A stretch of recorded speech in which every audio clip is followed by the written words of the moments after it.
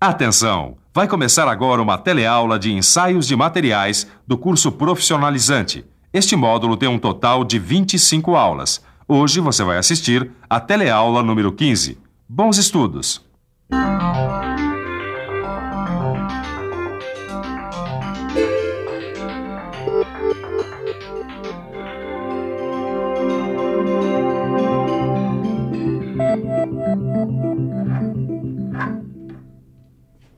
Puxa, muito bom, hein, Ananias?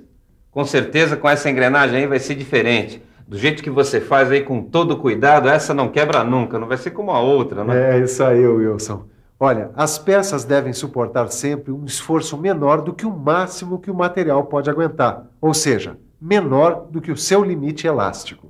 Inclusive lá na fábrica onde eu trabalho, o pessoal especifica esses produtos para eles suportarem esforços menores do que esse limite. E é por isso que eles fazem ensaios com os materiais, controlam todo o processo de produção e tomam todos os cuidados para o produto não ter nenhum defeito.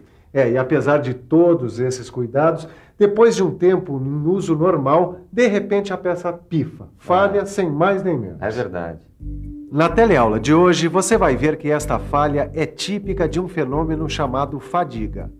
Vai aprender também como determinar a resistência à fadiga e o que pode ser feito para reduzir este problema. Se você também quer saber por que esta engrenagem vai durar mais do que a outra que pifou, não saia daí. A nossa teleaula está começando. Oi, já aconteceu das peças do seu carro quebrarem todas de uma só vez? Não, isso nunca aconteceu. Não, nunca aconteceu. Todas ao mesmo tempo, não. Oi, por favor, você saberia me dizer por que as peças de um carro não quebram todas de uma só vez? É que cada peça é diferente uma das outras e devido ao tempo de desgaste da peça, o tempo de vida útil é diferente de cada uma da peça. Obrigada. Para definir a duração da vida útil da peça é que existe um ensaio de resistência à fadiga. E este ensaio também serve para definir as aplicações de materiais para cada uma das peças.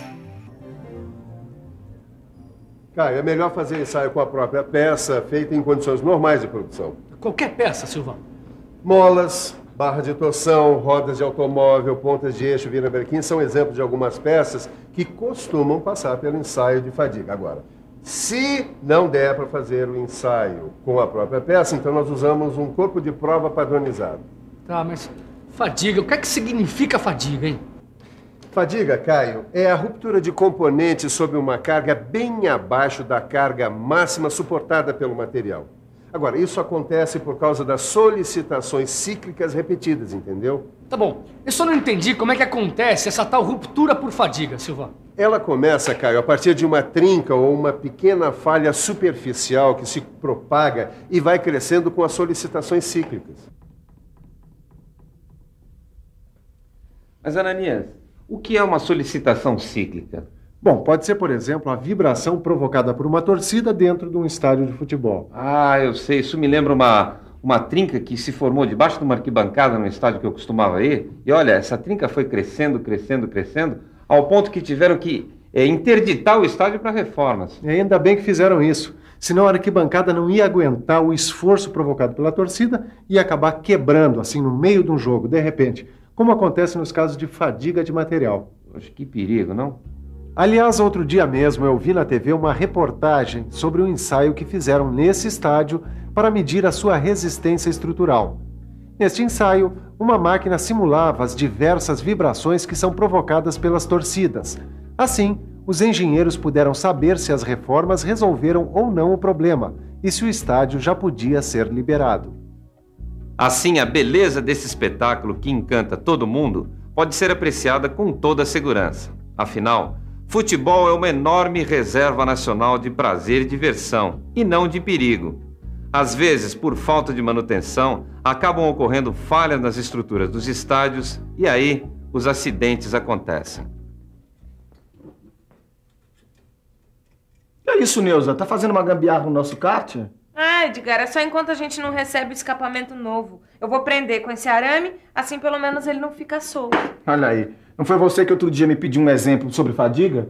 Então, esse arame é um bom exemplo. Quer ver? Ó. Repare que de tanto você dobrar o arame, já começa a apresentar pequenas trincas.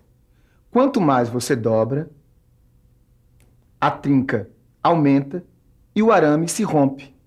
Acho que eu já entendi o que é fadiga, Edgar. E pelo jeito é importante mesmo conhecer a fadiga. Afinal, a maioria das falhas que acontecem nas peças em funcionamento são provocadas pela fadiga, certo? Certíssimo, Nilza. Foi o que aconteceu com o escapamento do nosso kart. Ele estava correndo bonitinho. De repente, sem mais nem menos, pimba. Quebrou o tubo e o escapamento ficou pendurado. Isso aconteceu porque o escapamento com a vibração do motor foi submetido a tensões cíclicas. No seu livro de estudos, você encontra a representação dos vários tipos de tensões cíclicas através de gráficos. Só que antes de você aprender a trabalhar com esses gráficos, Caio, você precisa conhecer os diferentes tipos de ensaios de fadiga. Eles são feitos cada um de uma maneira, dependendo, é claro, do tipo de solicitação que se quer aplicar. E quais são esses tipos, Silvano? Torção, tração com pressão, flexão e flexão rotativa. E para cada um desses tipos, a gente faz um ensaio diferente, né? Exatamente. Agora, repare que essa máquina ela é formada, ela é composta por um sistema de aplicação de cargas que permite alterar a intensidade e o sentido do esforço. Certo. Pô, tem esse contador aqui também, né? Ele serve para marcar o número de ciclos. Tá, e que tipo de ensaio de fadiga é esse aqui? É o de tração com pressão. Ele é feito em um corpo de provas como este, tirado de barras ou perfis metálicos. O corpo de prova é preparado de acordo com normas internacionais que especificam suas dimensões e acabamento superficial. Após preparado, o corpo de prova é fixado no atuador da máquina de ensaio. Os parâmetros para o teste são definidos de acordo com o tipo de material ou produto. Neste caso, o ensaio é de tração com pressão e o corpo de provas deve suportar no mínimo 10 milhões de ciclos sem se romper. Uma vez rompido o corpo de prova, a região da fratura é analisada para verificar a possível causa do rompimento. O ensaio é repetido com vários corpos de prova submetidos a cargas diferentes e com esses dados é construída a curva SN, tensão, número de ciclos, onde é determinado o limite de fadiga. Ananias, e como deve ser esse corpo de prova? Bom, além de usinado, ele deve ter um bom acabamento superficial que é para não prejudicar os resultados do ensaio. Sei. E que tamanho tem que ter esse corpo de prova? Bom, a forma e as dimensões do corpo de prova são definidas pelo próprio fabricante da máquina que vai fazer o ensaio, ou por normas internacionais. Aí estão as formas mais comuns de corpos de prova usados nos ensaios de fadiga. Sabe que com uma mesma tensão dá para conseguir resultados de ensaio diversos? Por isso, eles devem ser tratados estatisticamente. Em geral, o ensaio é feito com cerca de 10 corpos de prova para cada nível de tensão. E para cada nível de tensão, o pessoal usa pelo menos uns 10 corpos de prova? É muita coisa, né, Edgar? Assim os resultados dos ensaios ficam mais confiáveis para construir a curva SN. Que isso, Edgar? A gente nem terminou de prender o escapamento ainda, você já vem falar em curva. Curva de gráfico, sócia. O que eu estou falando é que, em geral, os resultados dos ensaios de fadiga são apresentados numa curva tensão número de ciclos. Que é essa curva do Senna, né? Que curva do Senna, Nilza? Curva SN. Quer ver como ela funciona? Este eixo marca os valores de tensão e este outro, os números de ciclos correspondentes. Imagine que para uma determinada solicitação de flexão, S1, o corpo de prova se rompe em um certo número de ciclos, N1, e assim por diante, construindo uma curva de tensão em função do número de ciclos. Pela curva dá para ver que à medida em que a tensão vai sendo diminuída, o corpo de provas vai resistindo a um número de ciclos cada vez maior. Mas repare que a partir de um certo momento, mesmo continuando a diminuir a tensão, o número de ciclos necessários para o rompimento do corpo de prova vira quase que infinito. A gente chama de limite de fadiga, ou resistência à fadiga, essa tensão que quase não provoca mais a fratura por fadiga. Muito boa essa curva SN, Edgar. Já tô até pensando em batizar a curva lá do cartódromo de curva do Senna. Assim a gente homenageia ao mesmo tempo essa curva do ensaio de fadiga e o nosso maior piloto, o Ayrton Senna.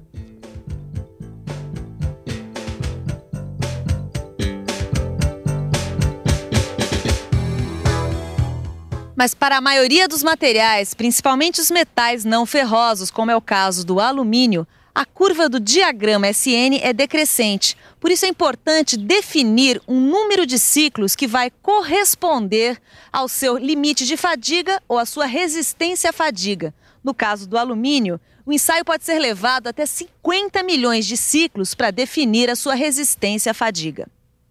Mas a resistência à fadiga, Caio, é influenciada por alguns fatores como superfície mal acabada. Ué, o que a superfície mal acabada tem a ver com a resistência à fadiga? É que as irregularidades funcionam como um entalhe. Elas aumentam as concentrações de tensões, gerando tensões residuais, que tendem a diminuir a resistência à fadiga. Bom, então os defeitos superficiais também diminuem a resistência à fadiga. Diminuem, sim. E também alguns tratamentos superficiais, como a cromação e a aniquilação. Ué, pelo jeito, qualquer coisa diminui a resistência à fadiga. Também não é assim, né, Caio? Os tratamentos superficiais endurecedores podem aumentar a resistência à fadiga, fora que um tratamento térmico adequado também surte o mesmo efeito. Agora, a forma, sim, Caio, é um fator crítico, uma vez que a resistência à fadiga é muito afetada pelas descontinuidades nas peças.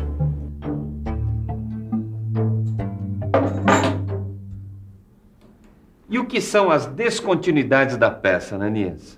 Bom, esse canto vivo aqui é um bom exemplo, assim como o encontro de paredes ou a mudança brusca de seções. Sei. E esse eixo aqui, ele não prova que também o meio ambiente influencia no limite da fadiga? Influencia muito. Afinal, a ação corrosiva de um meio químico acelera a velocidade de propagação da trinca. Mas não se preocupe não, Wilson. A resistência à fadiga sempre pode ser melhorada. Ah, é? E o que se deve fazer? Bom, evitar as concentrações de tensão. Não entendi. Olha aqui, ó. Nesse eixo aqui, esse rasgo de chaveta, por exemplo, é um bom exemplo. Como ele concentra tensões, ele diminui a resistência à fadiga. Certo. É por isso que os projetos devem prever tensões contrárias favoráveis, ou seja, opostas às tensões principais aplicadas. E como se faz isso? Através de processos mecânicos e térmicos ou similares. Alguns motores já usam esse tipo de compensação. Quais, Ed? Motores a diesel, por exemplo. É importante que você saiba que os materiais devem ser escolhidos pelos ciclos de tensões. Isso quer dizer que para as aplicações com baixas tensões cíclicas, onde a deformação pode ser controlada com facilidade, a preferência deve ser dada às ligas de alta ductibilidade. E para as aplicações com altas tensões cíclicas, com deformações cíclicas predominantemente elásticas, a prioridade deve ser dada às ligas com maior resistência mecânica. Agora se liga que é hora da revisão. E atenção, se liga aí que é hora da revisão. Na teleaula de hoje, você conheceu o ensaio de fadiga.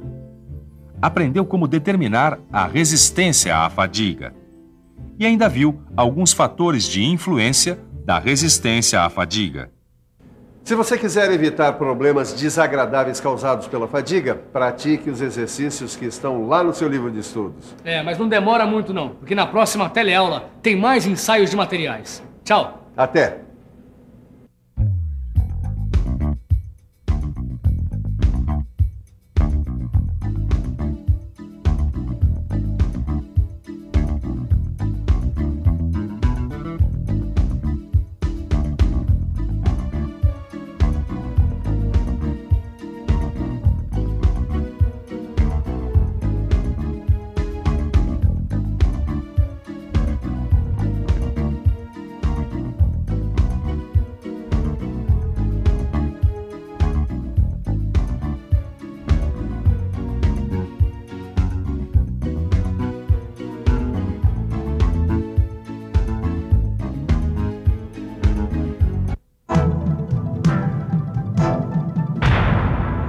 Telecurso 2000, um programa de educação do Sistema Fiesp e da Fundação Roberto Marinho.